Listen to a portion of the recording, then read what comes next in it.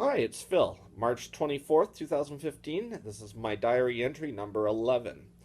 I had a good rest today. I stayed in bed probably till noon, stayed on the laptop, and watched some TV. It was quite nice, actually. And then I went and saw the movie American Sniper. Great flick, graphic violence, mind you, a little disturbing, some swearing, but it was very well done on the nature of the war on terrorism and how it affects the troops overseas.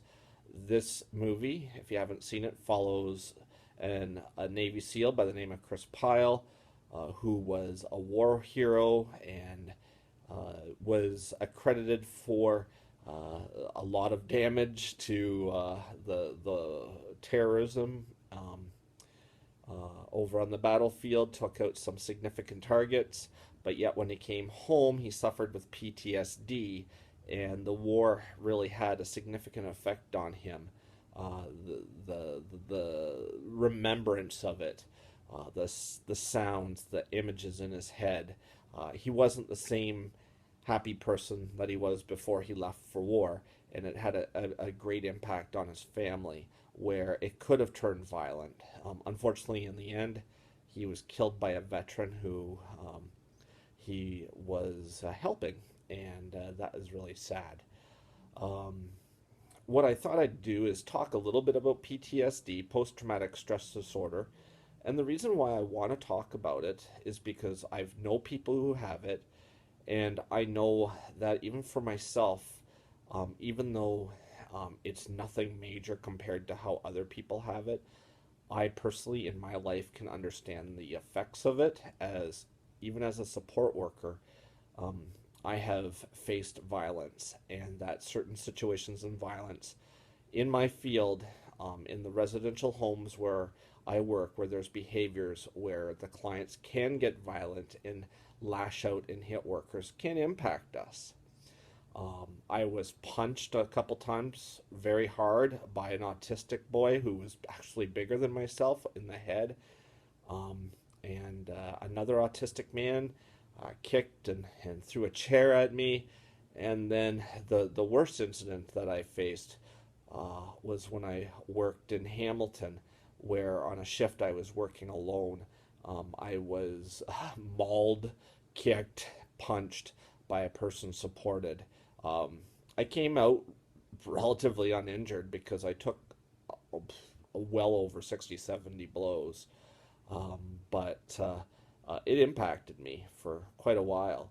Um, Whenever I'm in a situation at violence at work where there's a potential of me being punched, I do feel the stress, I do feel the fear, I do feel the anxiety, and it is actually something that I just refuse to do now is work in a behavioral home. I'm a single dad, right? So I don't want to be put in a position where I could be hurt, or even at work where I freeze up or I am in fear of a person when I should be supporting them and trying to diffuse them. It just doesn't work anymore. Um, I leave that work to people that have the mind for it and are able to do that. But I'll tell you, it's not an easy job because I have other coworkers that have even been beaten up worse than I, that have had PTSD. Some of them even have had concussions. You've probably seen on Facebook a group called I've Got Your Back. It's a hashtag, I've Got Your Back. It's about PTSD among, police, firefighters, ambulance drivers. Really, PTSD is relatively newer diagnosis in the last few years, but it's a significant one because you can only imagine if you're a police officer, uh, ambulance driver, a firefighter, you come across trauma to people that you see, and it can be disgusting and sickening and scary. It's human life that could have been taken away, and you just remember those things. Um, you hear of people committing suicide because they're so depressed, and worn out from seeing such stuff over the years. Um, so to all the people who do their job, helping people, vulnerable people, um, looking after people who've gone through violence,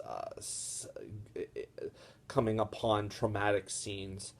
Thank you for doing your best. I completely appreciate you. Um, and it means a lot to me. To all my friends out there, you know, I'm not sure if you've ever suffered from any traumatic situation or not. Even abuse is traumatic. Um, and really, if you don't deal with it in a significant way, if you don't reach out, and I have reached out and I have talked about it, it's important that people know that, what you are feeling inside in certain circumstances. A lot of people may not know that in certain circumstances it causes you stress or anxiety. So I think, it's good to reach out and talk to a friend, talk to a counselor, a pastor, whomever you may be with, about some of the things that you've faced in life, because you shouldn't hold it in or face it alone.